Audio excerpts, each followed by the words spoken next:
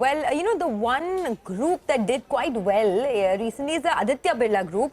They are on an expansion spree. The group's market capitalization has also seen a sharp rise in the last 1 year.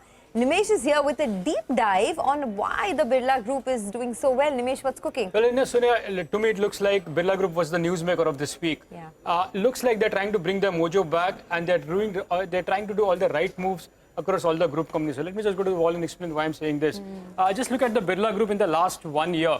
It looks like they're trying to get their mojo back and do all the right moves across the group companies. The group has added 2 lakh crores in market cap in the last 1 year, and now they're commanding a market cap of 7 lakh crores. So that's the kind of market cap addition they've done in the last 1 year.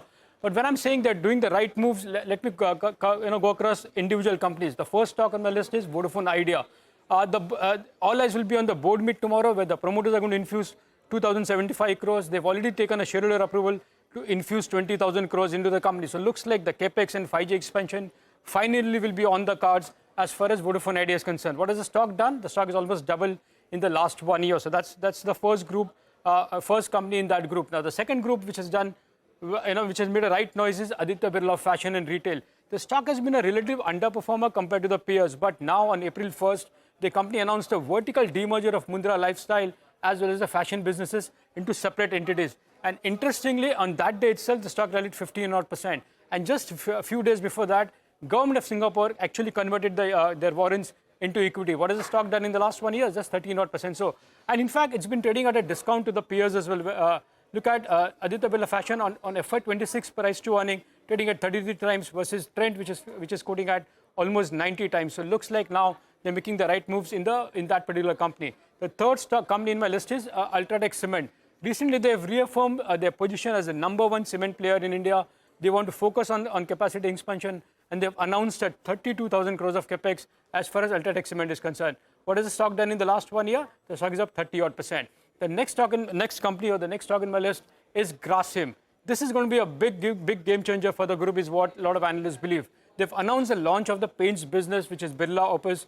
They've guided for a 10,000 crores of revenue and profitability in the next 3 years. What has the stock done in the last 1 year? The stock is up almost 48%. But this is one stock where a lot of analysts are bullish on. The other group company which I'm focusing on is Hindalco.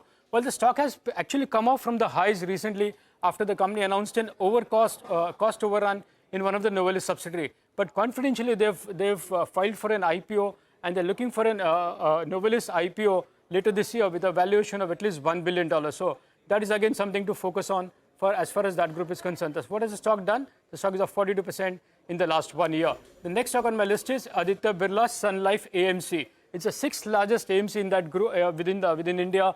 Recently, the promoters sold 11.5% stake just to bring the stake to 75%, which is the minimum public float norm. What has that stock done in the last 1 year? It's up around 42% in the last 1 year. And the last stock in that group is Aditya Birla Capital. Now, again, this has done a smart move here as well. Recently, they announced an amalgamation of Aditya Birla Finance to create a largest unified operating NBFC. This has largely been done to skip the public listing, which is required as per the RBI norms. And in fact, ever since the new CEO took over, Vishakha Mule, the stock has actually doubled ever since she took over, which is up around 130%. So across group companies, it looks like they're making the right noise. But look at the overall financial picture of this group. In terms of 5-year revenue CAGR, Aditya Birla Capital has done a 22% revenue CAGR. Aditya Birla Fashion has done 11%. But the lowest in that group is Vodafone Idea, with just 8% revenue growth in the last 5 years. But look at the profit CAGR of within the group companies. Again, the highest has come in Aditya Birla Capital, 47%, whereas the lowest has come in Hindalco, which is around 11%. So again, they've done a decent job as far as the profit CAGR is concerned within the group companies. Now the overall debt picture, that's been a big concern for them, right? The biggest pain point is Vodafone Idea, still sitting on 2.4 lakh crores of debt. The next big is Grasim, followed by Hindalco, and again Aditya Birla Fashion also sitting on 9,000 crores of debt. So it looks like finally, Aditya Birla Group is trying to get the mojo back, make the right noise, and do the right things. All eyes will be on the execution. If they do that, looks like they could be another good year for Aditya Birla Group. And that point